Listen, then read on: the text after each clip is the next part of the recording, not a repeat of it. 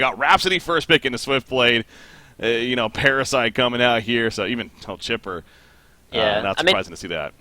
One thing that, although we are sort of seeing similar hero picks more in sort of Cycle 2, one thing I think we are seeing a lot more diversity is sort of the game strategy and the sort of the game strategy going into it. Like in the last sort of Honsor season, we saw just the team fight push sort of meta in terms of obviously the Stay Green BMG always picking the affiliate Tempest, always going for the team fights. Whereas this we see sort of the gank sort of style of lineups where we saw in other series we've seen like the team fight sort of strategies, and then you've got like the late game strategies as well, and these kind of strategies it's really cool to see because at least it's a different variety in terms of different games every week. Yeah. Now, at the same time, we still see those off the wall heroes every now and then. That's true. Polywog Priest last game. He's not one we see too often. So, but yeah, it definitely feels like teams are starting to get a little bit more comfortable with what they're going for. But who knows? Who knows how that season will continue to develop on? Obviously. So bans coming out here after the initial picks. We got Rhapsody, Parasite, Chipper, of course. On Bad Monkey Gaming, we got Swiftblade, Kraken, and Torture over there in WOP Dash. Kraken and Swiftblade are their best heroes, and they have both of them. Again, granted, only 2 games in total, so not the most history with this team as far as matches that have been recorded here. But, comfort heroes, as we constantly go back to. Revenant ban coming out right there, actually by BMG, I was going to say. Again, seeing Super KG over there and performance he was able to have with it, but banned by I'm kind of surprised about that ban though, because obviously I think Revenant would have fit so perfectly in their lineup, and seeing as they have a lot of sort of gank potential and their Legion, they could easily first pick the Revenant outside of the banning phase, but instead do ban it out. I guess it's just something that they weren't happy or comfortable to run. They've already picked up the Chipper, followed up by the Gauntlet in the middle lane, so they're most likely following maybe a suicide hero here to follow up from the Chipper and the Gauntlet. Here we go. Again, the Gauntlet pickup coming out. As far as win percentage goes, not really the best. But can we actually get Super KGE on Gauntlet, stats overall? I would actually be very curious on that, because again, most likely going to end up in his hands. It's one thing to say overall stats for a hero, but in a certain player's hands, of course, could be better. And I assume it's definitely much better than that, but... Worse. All right. Well, I was completely proven wrong right there. Again... The facts kind of lie this time. I'll say that. No, facts don't lie. So, how about that? Yeah, but still, don't stay away from that. Don't let that phase you, I guess, is what they're going to say. And they're still going to go with that Gauntlet pickup nonetheless. Glacius coming out here for WOP Dash. So they got the dual support, possibly. I mean, could be more of a farming Torture, but probably not. I mean, with the way things are shaping up here. You lean towards a support Glacius. Empath Swiftblade hasn't been a combo we've seen that's not as prevalent anymore, I feel like, too, as she's still even on the board. But yeah, Magebane final pick. Haxer going to get his Magebane on once again. And I think this is honestly the strategy that BMG play the best. That they're very aggressive in terms of the players. They've got Zibbe, they've got Super KG. Both of these heroes are very, very aggressive. But then they've obviously got Haxer, probably one of the latest and hardest sort of carry player in Hon at the moment. And this kind of 4-on-1 strategy where you get the Parasite and Gauntlet, where it gives Haxer enough space to farm, and also sort of gives them good early potential. Then you give Haxer the late game potential, who will eventually carry the game for you. And I think this is where BMG really do excel in terms of their strategy. Pebbles' final pick here come out from WOP. We saw obviously Pebbles absolutely destroy it in the last series we cast against them. So we'll have to sort of see how they actually how the game actually goes on. But I'm looking forward to this game though. Both teams probably play a strategy they're both comfortable with, and it just depends who's going to play it better. Exactly. Yeah, now going to be the one playing Pebbles. And mentioned in the earlier series, you saw him dominate with them. But Haxer on the Magebane, classic there. Definitely a comfort hero once again for him. So you see Quincy even pointing out there, Super KG on Gauntlet with BMG. So that's starting to get to one of those points of baseball is really big on this. Like the most random silly stats. It's like in the daytime after 3 p.m. when there's been 2 drops of rain and the grass is kind of full somewhat. It's like okay, that's just stupid. Baseball, it's kind of silly. It's kind of silly, but yeah, it's pretty silly. Who plays baseball anyway? Seriously. Oh boy. Exactly. All right, so here we are again, game number 2. BMG versus WOP Dash. So, like I say, Dash definitely put up a fight for the first 5 minutes. A pause happened, and then it was all BMG from there. So, here's that pause. Hopefully, it doesn't go crazy now. Pause to start things off. But as soon as we come out of this, of course, going into the lanes we go. As WOP Dash has all 5 of their heroes once again setting towards the bottom. I don't think we're going to see a Congo attempt. not really a Conqueror killing team from the looks of it, and definitely not really the items for that either. So one could hope, but not going to happen. You see, overall right there, win rate with the player hero combinations, pretty damn good on the side of BMG over here. Also fairly good for WOP Dash at the same time for them too. So, but yeah, Exhibit Chipper. That's one of the more entertaining player hero combinations nowadays, and for good reason. He is a lot of fun to watch on this hero. He's done plenty with it. So that's going to be the key for WOP Dash to kind of keep him locked down. Yeah, right there. There you go. So strong, man. That's The Zibby Chipper is so dangerous and so deadly. And, I mean, he plays a fantastic, he's a great playmaker, to be fair, for BMG, and it's kind of like the perfect kind of player for this team. Very, very aggressive, and obviously plays a fantastic chipper and bubbles. And it's something that, honestly, teams should even address sometimes. Obviously, they banned the chipper the last game, but even maybe trying to sort of shut him down after But back in the day where we had, the Chew factor, where it was like shut down Chew and you'd almost win. And it's kind of honestly getting to the point where Zibby, you might start trying to shut him down as a player, because he can be very, very deadly, and he can snowball and win the game off single-handedly at times. So something that WOP's definitely got to think about. Yeah. All right, looks like going to be ready to go here. The only loss was as a ringer for Reason versus The Last of Us. Yeah, I can even remember that. So, but other than that, pretty good to go on this chipper here. I always love when that happens. Both teams stay ready, and then nothing happens. It's like, well, somebody's got to unpause it. We can't. There we go. Okay. So, into the game now once again. But yeah, Mage Bane Haxrin. Like I said, this is a classic, no doubt, right here. Coming out. Can we remake? Okay, apparently. Didn't get the outside, I think. Well, something tells me, I don't know. Well, when that happens, it's usually somebody misleveled an ability, or I don't think they were on heroes that they shouldn't have been. I mean, it looked like they were all on their appropriate heroes. I thought that was Haxrin for a second. I was like, really? That's why we're remaking? No, I highly doubt that was the case. So, all right, so I'm going to go on the remake right here. And again, unfortunately, it will have to be the captain's pick once again, but they usually are pretty good at getting through that. Not taking too much time here, so. But yeah, it's up to the other team if they want to accept the remake, and they clearly chose to. No reason not to. Yeah, just having a quick update actually for the Gold Division. I know we don't give the Gold Division the most amount of attention, but yeah, obviously Shrekker's Love actually 1-0 up for Twisted Fusion in the upper bracket, with actually in the lower bracket actually Instant Reflex, my old team, actually 1-0 down against Adrian's family, and Soleil Club and Frogno Hippo, probably one of the breakout teams in the qualifiers. Actually, I think Beef's one of the favourite teams, is still 0-0 with Soleil Club at the moment. Okay.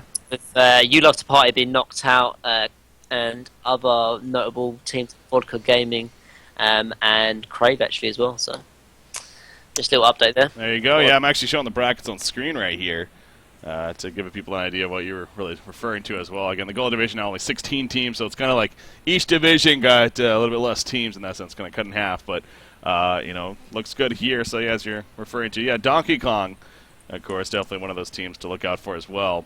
But yeah, I mean, it is interesting, looking at the Gold Division and how I can sit here and actually recognize several teams. Yeah, kind of says something where the scenes somewhat at. So yeah, I mean, I was just going to say as well, although we probably don't have, obviously BMG did leave the scene, and a lot of people were saying, oh man, competitive Hornet's going to get, quite boring, not a lot of action and not a lot of excitement, but I have to admit, this cycle in particular, just, today and even yesterday, there's been some great games, even from the lower tier teams, the seed 7, 8 and 8, still, giving great games in the Diamond Division, and even if we cast some gold matches as well, there'd be some great games as well, I can assure you. Yeah. And although, okay, we have lost, probably the number 2 seed with BMG leaving, they still have obviously some great games, and I think the gap's closing between almost the lower tier teams and the higher tier teams as well. Obviously, what we're close to beating Zinc the last couple games as well. So I mean, definitely, it's obviously with a lot more money on the line, a lot of teams are getting together, practicing a lot more, and as a result, becoming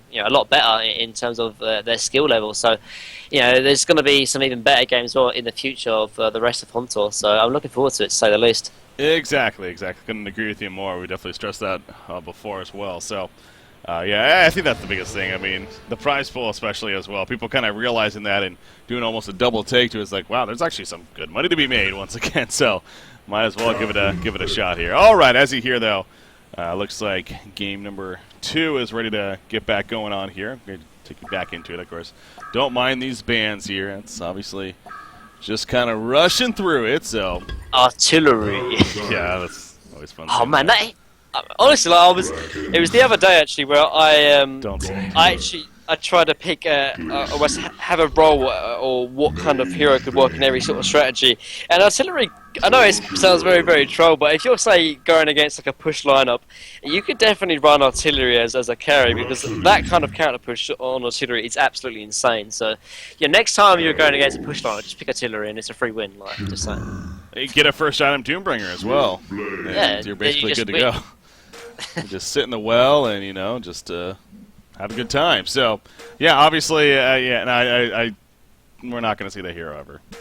No, we won't. He's gonna, Unless we see like a 5-man push from the other team, then yeah. rules.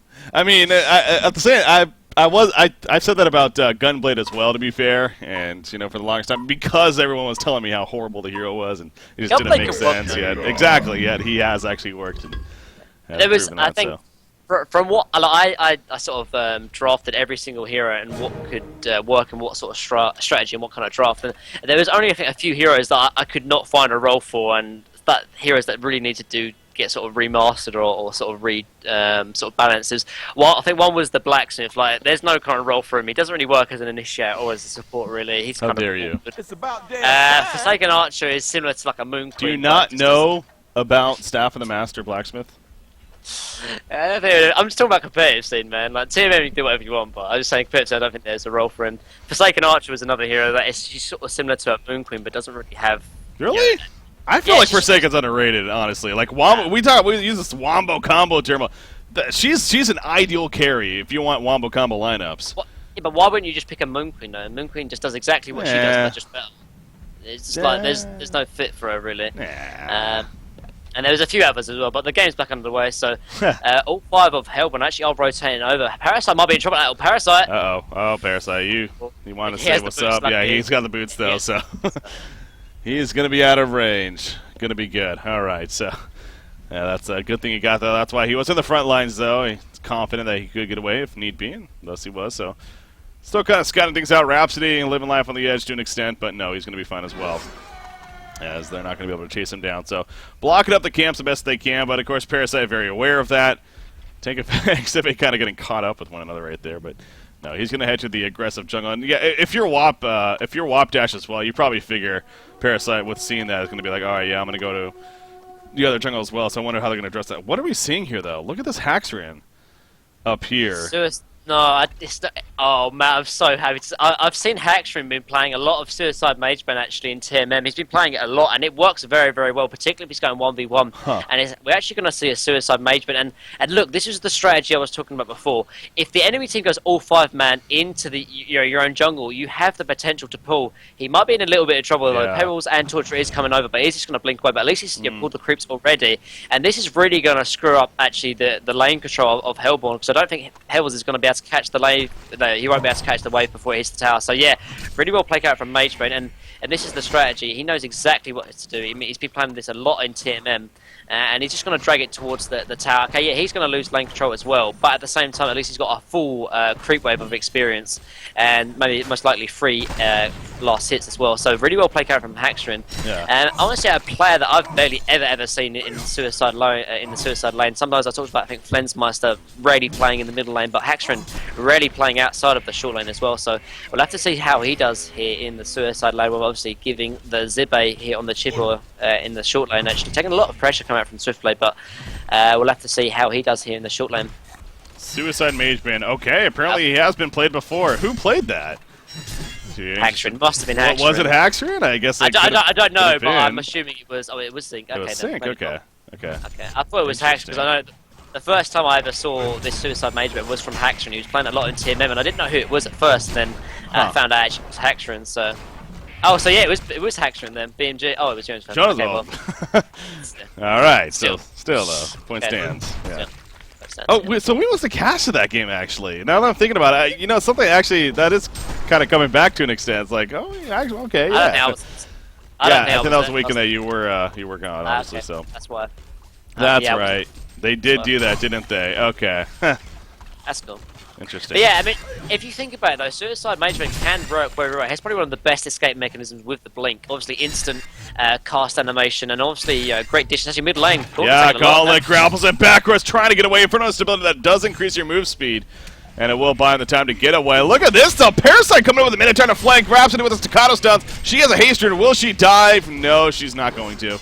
Ain't worth the risk. She's going to go around the other side though, but yeah, Torture's being smart and positioning himself appropriately to make sure not to get cut off right here. So Rhapsody, good job trying to take advantage of the haste stream, but not to be in the end. Good reaction. So well played on both sides there. Both these teams. Yeah, I mean, going back to like the Mageman Suicide, though, although yeah, okay, he does need that farm to really obviously be useful. Whereas normally we see Suicides, you only want to get heroes that are strong when they have levels, but at the same time, he's such a great laner, and against like a very, very strong dual lane here of Pebbles and Glacius, why not? We saw Drunken Master absolutely get dominated by this Pebbles Glacius lane last time. Actually, talks about Parasite though, might be in trouble. He's gonna try to run away, spam clicking that right click, I'm sure not gonna happen. The auto attacks too much. And yeah, both Torture and Glacius run into him. Would have been one thing if it was just one of the supports, but the roaming supports of WOP here actually pays off, and they get the bloodless kill as a result, so obviously a big start for them in the end. Taking advantage of Parasite being in their own jungle. Like, that's what I was talking about earlier. I mean, obviously by now they definitely knew it as well because he tried to gank them even, but he is kind of vulnerable in that sense, as we saw there. Yeah. It's one of those kind of risky plays to make. Like, if it works, then obviously you can have great potential. You saw his gank coming from the middle lane. Actually, middle lane actually might be in trouble now. He's just going to have some harassment. Even Kraken might be in trouble, actually. Yeah. Can't land the hook. But yeah, I mean, if you go Parasite, the aggressive jungle, it can work so well because you can set up ganks a lot easier if you're from the enemy jungle in the middle lane as well as obviously the top lane. But at the same time, you are in risk of dying, as we saw there just previously as well. Talking of actually Zibe, though, bottom lane, he is dominating the Swiftblade. I think actually last game it was Swiftblade versus Hag. Hag, was actually having a little bit of issues from Swiftblade, but seeing as it is Zibe on the chipper, you wouldn't expect much other than him to win the matchup. He's going to take the DD room as well, so that's going to help him in the bottom lane even more actually. But be wary of when Swiftblade hits level 6 though, because there's definitely a potential for him actually to get first blood, or actually, at least a kill onto the chipper. Oh. This is interesting. Yeah, Swiftblade's putting himself in an awkward spot here. He's going to take some rockets, some auto attack damage. Now double damage on a chipper, so even with the magic immune, yeah, this should be a kill. Lands a rocket at Zibe. Oh, he has to dodge that one. Now the rocket gets the kill. Zibe picks him off. Meanwhile, in the middle lane, Super KG picks up a kill thanks to Parasite, I'm sure, being a big part of that. But yeah, I mean, we saw that was really interesting bottom lane. So weird. His position there. He was running back, and then he just run to the side street, which made no sense because then Chipper was behind him, and then he had DD picked up as well. So a very questionable play come out from Leroy. I mean, we praised his play in the last game actually, being very, very patient, but in this game, some questionable decisions that definitely did give a free kill to Zibe, and probably one of the worst people to give a first blood to, or sorry, at least a first kill for him in this case, because he can definitely snowball. But at least there is some signs of life here, though, for WOP. Pebbles doing a very, very good start. Expected none other, seeing he is getting dual laned in the short lane here. 320 GPM, closing in on that portal key, of course, and hopefully that will be the item to sort of, get the ball rolling here for WOP. But Parasite is here in the middle lane, actually going to try and set something up, but he's just going to back off in the end because he cannot find the angle. Yep, not going to happen right there. So bottom lane, you do see Swiftblades pushing it up, and as you see the TP coming in, though, we'll probably think about perhaps falling back. Chainsaws are going to be coming up in 9 seconds, but actually Chipper's the one that needs to be a little careful perhaps. As Glacius coming in, cuts through the trees, he throws out a rocket, Swift slashes, the spin, down goes Chipper. Very good execution right there from our Hellborn team. I mean, that caught Zibe very off guard, and understandably so.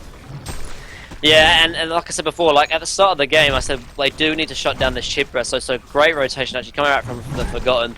I have to admit, this player here on the, I think I praised him last time when he was playing the Rapture. Actually, top lane. Yeah, we saw right there. Pebbles was going for killing a Mage Man. Parasite came in though with the Skeleton Net holding him in place, and now Pebbles going to be turn most likely. Yes, he is. Taking credit for the kill right there, and Mage Man almost laughed at his face in a sense. Yeah, he was the one gone on first. He was able to blink away though. And, of course, get the return out. So Pebbles going down. That's also pretty big, however. On the other side, in this case, for BMG, slowing down his farm. Well, it was upwards of 300 gold per minute at that point. So another big kill. This one for the other team, though. Blood Chalice is on Parasite, by the way.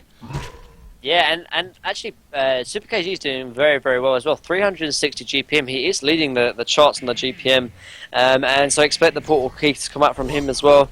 I wonder what the stats are actually for a Gauntlet having this quite good of a start. I wonder if it increases his win percentage from the 25% that it normally is. I would hope so, but yeah, so. I mean, with Gauntlet, apparently he's just one of those funky heroes that can never be too sure. Top lane, Magebane might be in some trouble. He has Blink in 1 second, gets it off just in time. The impalement, man, if that Blink was a second later, that was a kill, no doubt. So Magebane feeling a little lucky, I'm sure, but Haxor going to be fine. Bottom lane, indeed. Xibby and Leroy going at it right here, but neither one's going to commit for a kill, and both will be fine in the end. So Haxor will have to fall all the way back to base, though.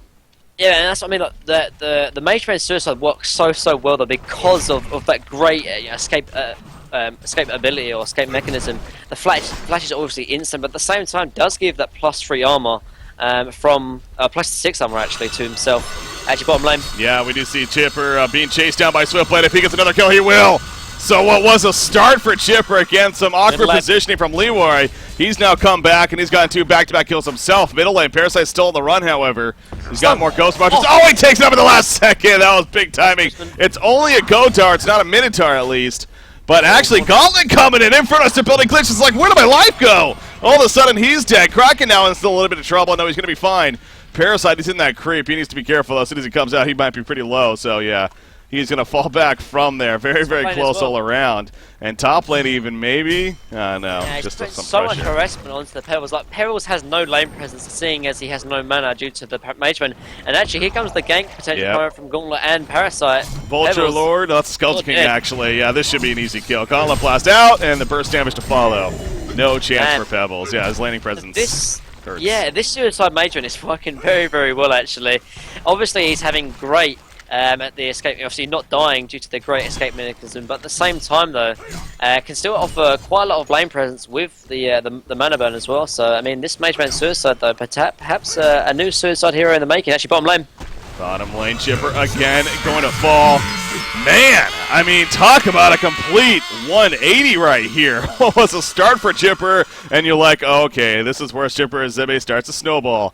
Not so much, says Leroy, man, going the YOLO and actually picks up 3 kills in a row since then. And just like that, the farm for Chipper, only 218 gold per minute. It's a lockdown the Chipper, you said. And WOP obliging. However, you know, I mean, big picture, though, Gauntlet is still having a pretty good time. He's going to get that portal key sooner than later. And that'll be the idea now. So it's more so, sure, locking down Xibby, that's a great start. But there's still a lot more work to go. Yeah. And they really need to sort of try and have some priority or some really farm potential here on the Pebbles. He's had 2 deaths already. He had a great, series, or the great series when he had absolute free farm. But now only 260 GPM. They do need to sort of focus him to get that portal key, and then from then on, then have that snowballing potential. I would like to see a rune ward actually in the top lane. He has the lane ward here to protect him from from the lane itself, but 2 ganks both coming out from the side here.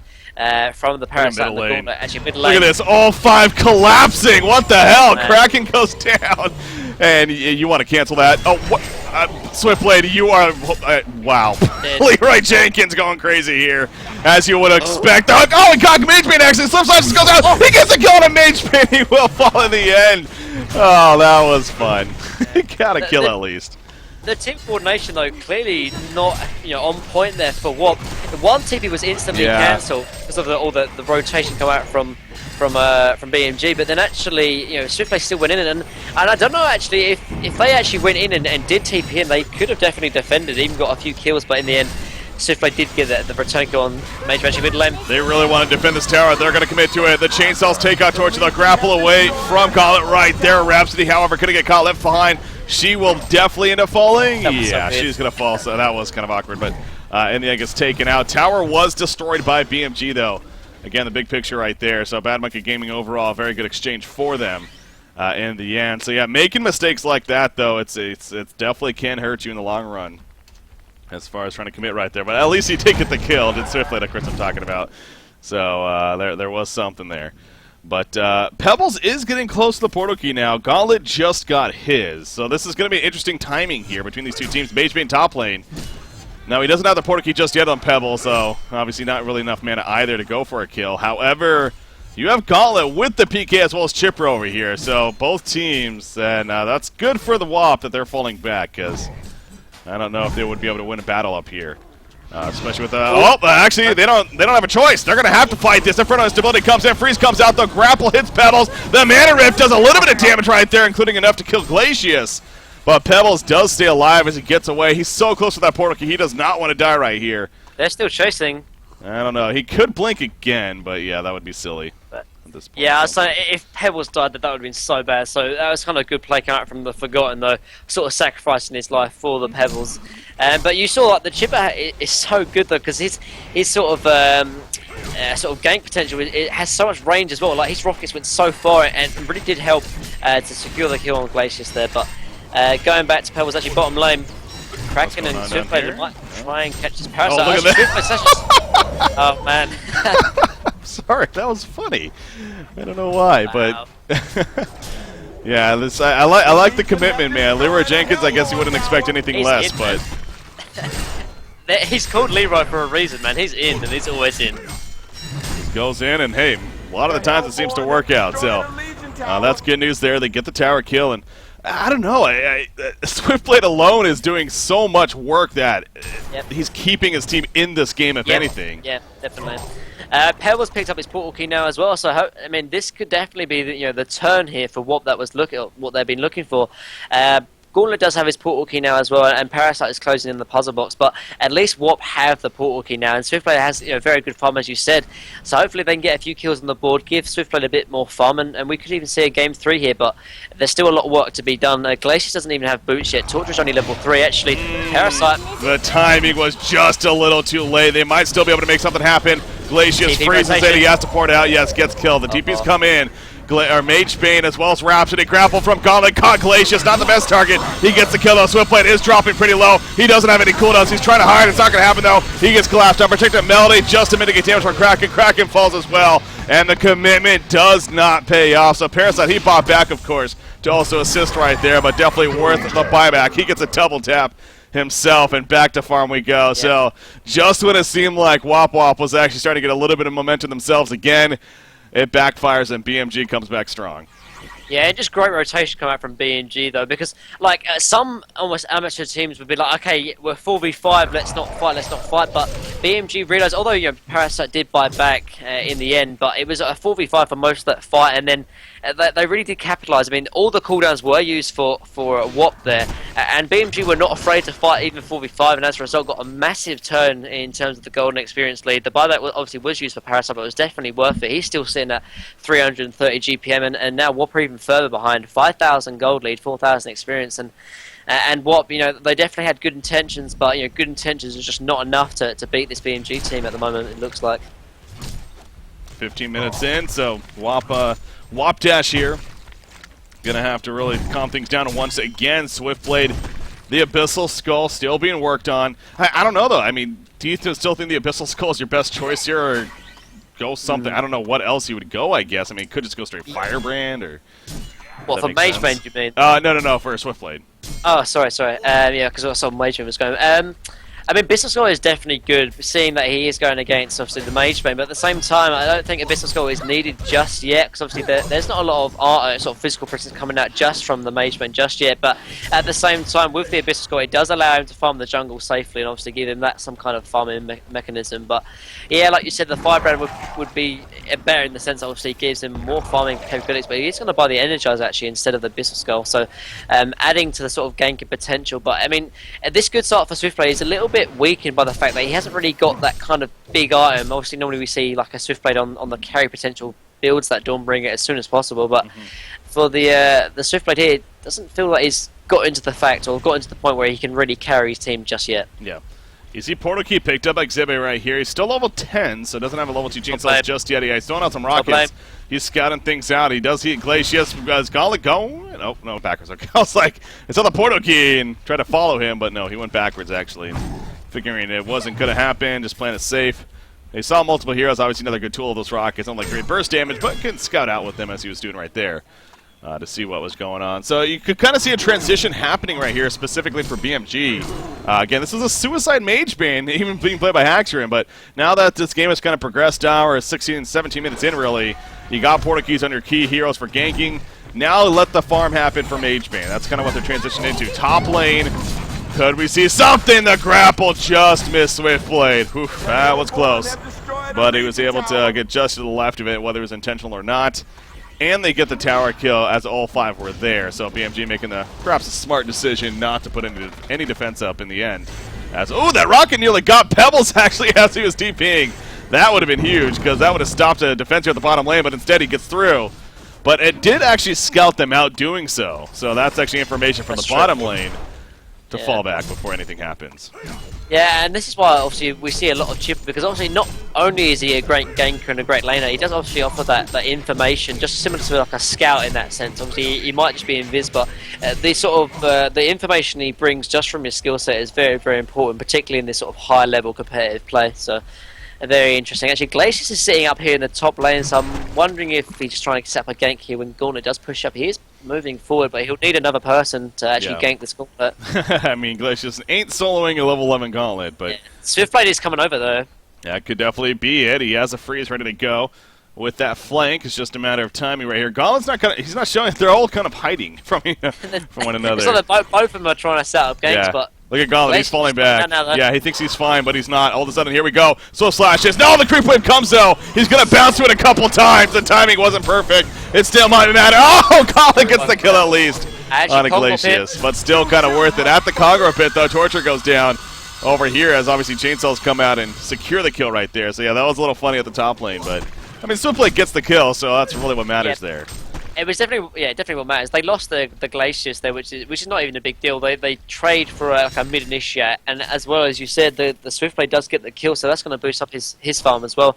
He's got 2,200 saved up in the bank. I'm assuming it's going to be a firebrand, but he could definitely go for an Abyssal Skull as well, depending on what he decides is the right decision here. And I mean, we talked about how good the Suicide Mage Bane is, and he has had a great laning phase, but I mean, he's just sitting at 300 GPM. Like, this is why we normally see Mage Bane obviously in the carry role. He needs that Rune Cleaver to sort of flash farm his capabilities. He does have the Abyssal Skull, so he's definitely going to sort of slowly recover his farm, but at the moment he hasn't really offered too much outside of the laning phase, but we'll have to see in the next couple of minutes to see how much he can do for the team. At the same time, he's got a decent team around him as far as his success. You got a Gauntlet and a Chipper now with the portal keys, like we've been seeing for a little bit here.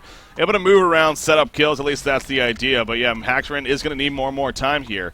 Definitely some good amount of more time before he's going to be pretty dangerous and scary that we definitely know Mage Bane can be. Ballista's taking over. He's going to be fine. That's definitely the creep you want in that case. Need hatches, man. Yeah, everyone needs to have hatches and just hatch in the carpet bolt. But yeah, Parasite should be fine. Obviously, the Infest as well. He's going to be regaining his health as well, so he should be fine on that. Actually, most likely going to take the T1 bottom. Actually, massive disjoint there on the bottom lane on the Kraken. That was close, yeah. As Gauntlet gets away just in time before anything further happens from that. So, as far as that's concerned, Kraken's going to push back this bottom lane. The tower is getting close to deny range. They're going to try to let the Archer put it in deny range here, looks like. Yes, they will. So, going to be in deny range the last auto attack. That was really close. Gauntlet's like, no, you ain't denying that for free. He's going to grapple him backwards. There is a TP coming, and the burst damage when Zibby comes out. It's still not even enough. Finally goes down, but he had to stink in a little bit too long right there. Gauntlet falls. Zibby was able to portal key out before he got caught at least. Meanwhile, off to the side.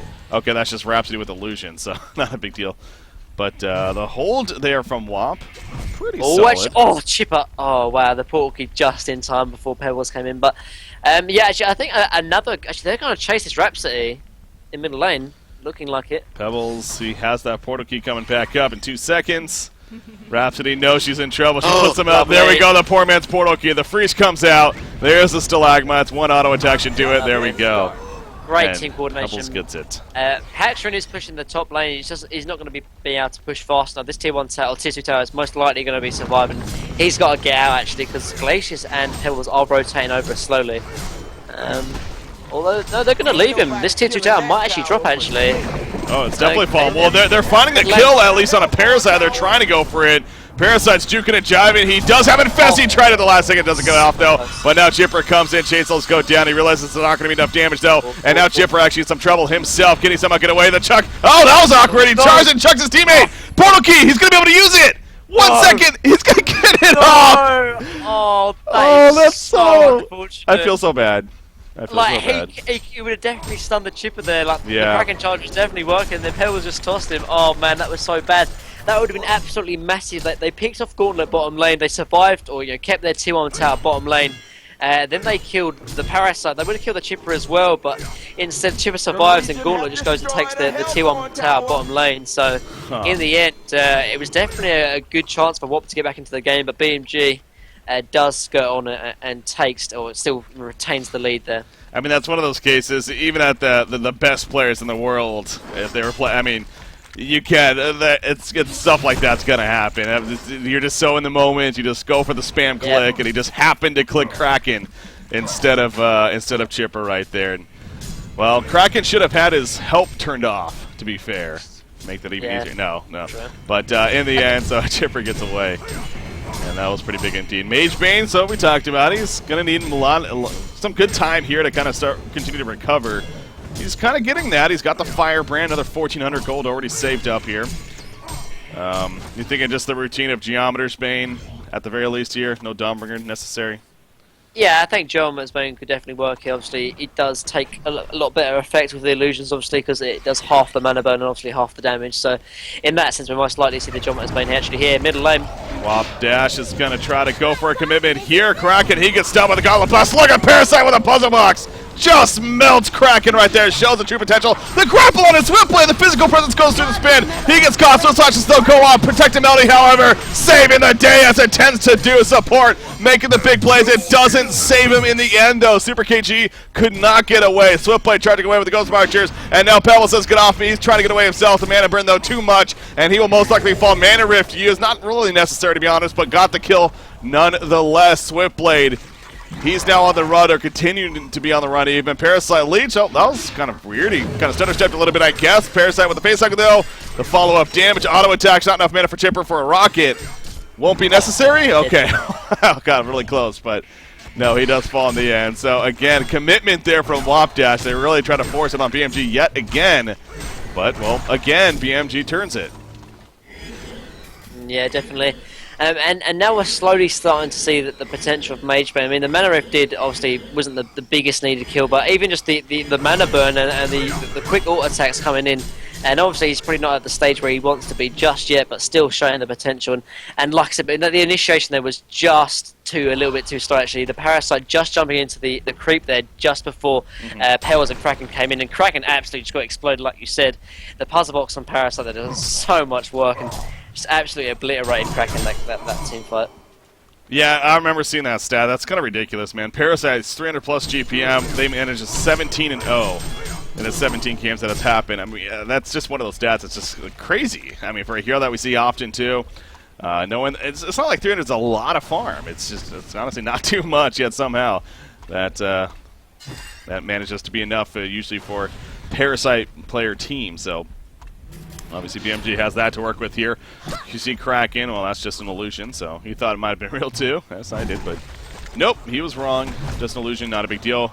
Look at this tank of it. He's just sitting here in the Ballista at the bottom lane, especially with that new infest, so he can just do this. But yeah, they're going to initiate, actually. He was hanging around that whole time. He knew it. Here goes a Glacial Downpour, though. A lot of damage in return. Sets up Swiftblade right here. Parasite takes up the Maul. They're going to try to beat him down. Not going to happen, though. Gauntlet goes down.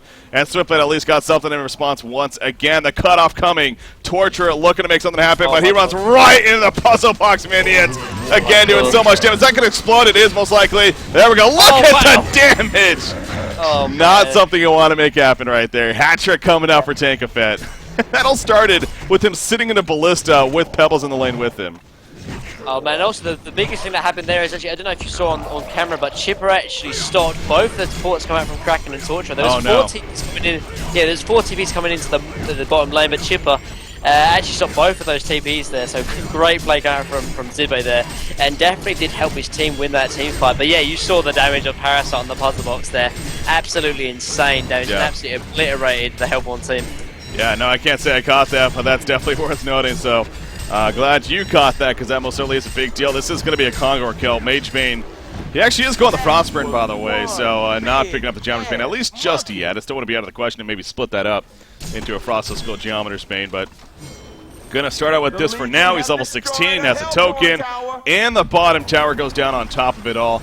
You see the Hell Cannon taken over by Tankafet right there. So this game really has picked up yet again. I mean, it took a little bit longer than Game 1 for sure, but just like Game 1, once it turned on, it's really turned on. Chipper, he tried to get the kill initially, got locked down. One rocket's all he needs, not even necessary, says Super KG. He picks him off with the hook right there and secures it anyways. Look at Parasite coming out for the side.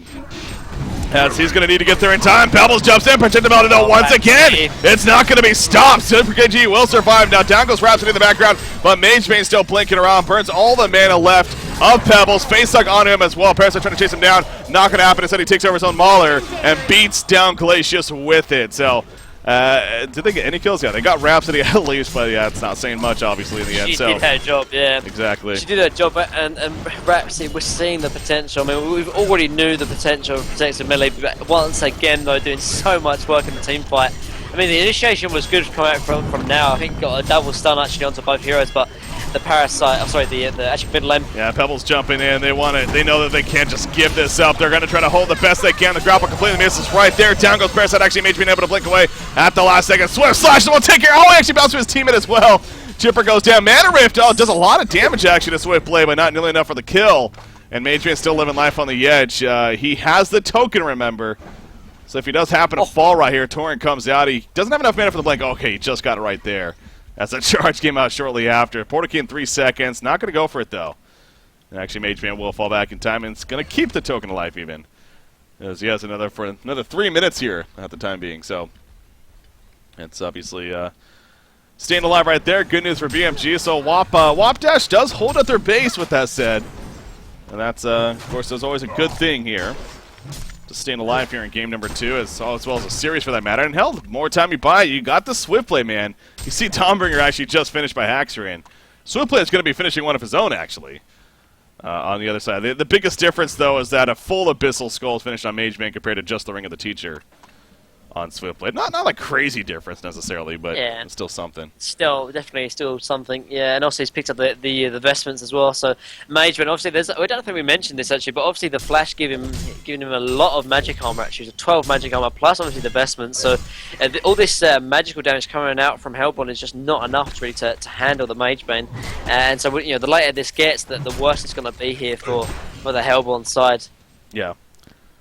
Coming up to that 30-minute mark now, and again, just a lot of positives continuing to look for BMG, including that stat line of 300 plus GPM. Parasite, what about 400 plus GPM?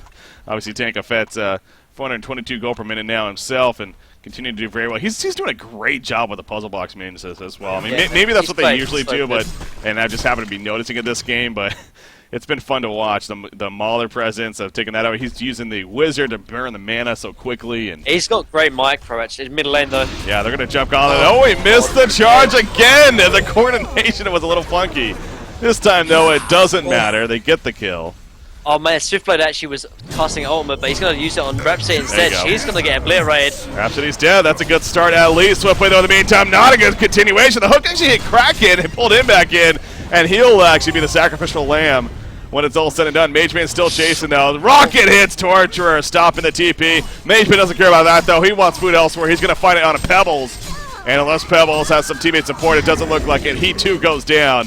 And BMG really starting to put their hand on the throat here. And push into the base now. Yeah, and again, though, actually, they did buy back actually mid lane. They're going to try. Again, just like before, they know that they can't just give this up. Gauntlet goes down, actually. Mageman's going to end up falling right here. He's got the token. He probably should be able to blink it right away. There you go. He's able to blink. Will the follow-up happen, though? No, not just yet. He's still fine. Parasite, he's deactivated the portal keys, actually. Oh, so well played. That was pretty good right there. Definitely. And Mageman is going to live. So they got the rack. No, the rack's still stay alive, actually. So I kind of took another buyback. Is he actually going to get it? Oh, he's going to get it. Oh, you got to love those backdoor strats there. Even if he dies, this is a good play to make. Yeah. It's fine. Yeah, it's definitely worth it. He's going to try to lift. Does he have puzzle box up? He doesn't. 16 more seconds. So he's not going to be able to use that. And anyways, like I said, though, he dies. Hell, he got the melee racks. That's what matters. Yeah, going back to the team fight though, like again, BMG showing that although they're a newly formed team, they're definitely great players and they know exactly how to play. They were actually 3v5 once the engagement started or when the engagement ends. They actually re-engaged just with the Mage Bane, Chipper, and Gauntlet. And they went in and they took the fight and won the fight 3v5 just because obviously Hellborn used a lot to get the Rhapsody kill and the Parasite kill. And as a result, they still won the fight 3v5 and as a result got the racks as well. So really well played out from BMG. Again, I keep looking back at Swiftblade here and his progression. He got the Dawnbreakers, another 1,500 gold saved up. He's doing triple stack Ancients. He's still managing pretty good farm here overall. Current high GP on Parasite at 447. Yeah, he's most certainly challenging both of those high stats here for Parasite games, and it's kind of, again, not surprising to see the way he's been playing too. So, I mean, he has 6 deaths, so it's not like he's just unkillable either. I mean, he's 10-6-8 overall, but still doing a lot of work for his team as far as success there. But then even Pebbles Pebbles got the Soul's Bulwark. He actually does have a shrunken head around the corner. And as usual, it could prove to be a very big item pick up here, especially against the likes of the Chipper and the Gauntlet and everything. So there are some key items coming out here for our Hellborn team, at least, that should be popping up here before another fight takes place. Now, of course, at the same time, Magebane also is going to have his next here, most likely, whatever that may be. You're thinking a shrunken head for him, probably? Yeah, it makes sense because it's just the item that he needs to really have to get involved in these team fights, so I definitely agree with a shrunken head here. Yeah, so he's getting close to that mark. If that is going to be the case, of course, 3,900 gold needed. If that's going to happen. 3,000 gold saved up on Xibe. Still no staff for the Master. I wonder if that's going to maybe follow here with the Portal-Key tablet already finished on his part. How about the, I saw the Soul's Bulwark on Paris. I don't even know if we talked about it, though, but he even can just go straight up Demonic Breastplate here. All the way. It's not often we see that on a Parasite, but I guess really not any other better candidate. I mean, a Gauntlet perhaps could have gone it, but...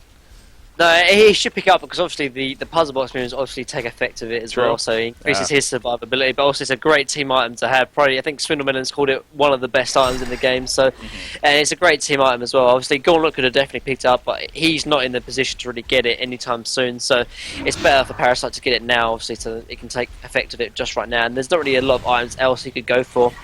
Maybe actually middle lane. Yeah, they're forcing an initiation here to help our team. Pebbles, though, he wants to take that back right away. He's dropping off the bat. He goes down even with the shrunken head. Quick technology on the uphill. Not going to be stopped once again. Swift Slash is going around, but it mitigated so much damage again. It does its job. Rhapsody, man, this hero is just ridiculous as of late, and, well, ever since she really came onto the scene. That protective melody proves to be so. I mean, it's just one of those cases. You have to know how to stop it. You have to be on top of stopping it and be ready for it. Just like a Tempest Ultimate, really. It's that big. Definitely. It's that big. Yeah, exactly. It's that big of a deal. They have. It's almost like a defensive version of a Tempest Ultimate, so they need to take it. Take word of it. And for that to come out of a support hero, though, is the reason why we see Rhapsody so much. Like we talk about how important a Tempest Ultimate is, but Rhapsody is equally as good. So they need to take effect to it and really sort of shut it down. Because otherwise, massive Tempest, some massive Rhapsody ultimates like that can happen, and that can be the difference between winning and losing a team fight. So, well, they're pounding on the bottom rack. Oh, Glacius gets got. That's a dead Glacius right there. That's the grapple connects and going to follow into the rack. So, I think WOP Dash might be feeling that they gave it a valiant effort, but in the end, Bad Monkey Gaming is going to prove to be a little too strong for this WOP Dash team again. New to the Diamond Division this cycle, coming up from the Gold, and they're going to be remaining like we keep talking about because they got this far in the first place. So nothing to be too disappointed about, but still at the same time, Predators that they are, I'm sure, disappointing nonetheless. Middle lane, there is more action going out, but it looks like once again our Legion team is going to be too strong. Magebane with that shrunken head wearing off right there, but going to continue to just go further and further in. And doing the damage. So there was an Ion Stone double damage. That's what I was like. I didn't see the double damage buff on it. Yeah. But goes back to support. Obviously, not the only support players pick up. And I actually love the item. And I love support. Honestly, he's probably one of my favourite support players. He's such a great support. I mean, I've had the honour to actually middle top lane. Yes, Swift Slash is a lot of things to bounce to, though. And unfortunately, the puzzle box minions where most Mage of Bane. it. He opens up right there. Mage Bane does go down, actually. So Swiftblade doing a last stand here for the team. He's going to see what he can do. It's not going to be enough in the end. Rocket. Oh, just dodged. Oh, he struck it. No, he just struck it up. There we go. Just at the last second. No. He tried so hard. But it didn't work out. Okay, they poured out at least. Yeah, going back to support though, like I love the Ironstone pickup. It's like a perfect support item. So I'm glad that's man. His name is so frustrating though. Oh, Zibby gets. I know. Yeah, the fact that he plays the support role and his name is support. Yeah, It's just support. like. It's like I need to call him something. Yeah, At least he plays the support role. I would say if he's like That's a carry player, we're like, That'd be and so support. Wait, frustrating. no, the carry player support. It's like, oh come on. That's true. That would be a lot worse. But yeah, I mean, I've had the honour to actually play with support on our team. Actually, he sort of ringed and sort of had actually a few tryouts with us a couple of times back in Instant Reflex, and he's such a great player. He has great map awareness and he knows exactly what to do and when to sort of rotate the ganks up and stuff. So, and obviously his knowledge of the game is evident. Obviously with the Ironstone pickup, and I'm surprised. Honestly, other supports don't pick up the item. It's such a good item for so cheap as well, like particularly in the late game it can have such a big effect. For example with the DD on Mage Bane there, very very important, but nonetheless he's the only person to really consistently pick it up. So Yeah, he's clearly showing that he's that support version of other players that aren't afraid to try their own, like Boxing more recently, and not afraid to do his own thing, and Certus as far as a carry player, you got support on support role has never been afraid to just do his own thing. He started that with Empath, obviously, and Vessel Skull Empath even, and then a good Ironstone as you're getting at there. So, and he makes it work. It's not like it doesn't make sense. It makes sense. Whoa! oh, Rhapsody, speaking of support, and this is all going to snowball from here. Pebbles, he's going to be in a lot of trouble. He does get away because of the release of Kraken, but the Shrunken Heads are up all over the place. Pebbles will end up falling. That officially is going to do it. I mean, yeah, when that happens, it's just like, okay, the game's over. I have to admit though, although obviously that ended so badly for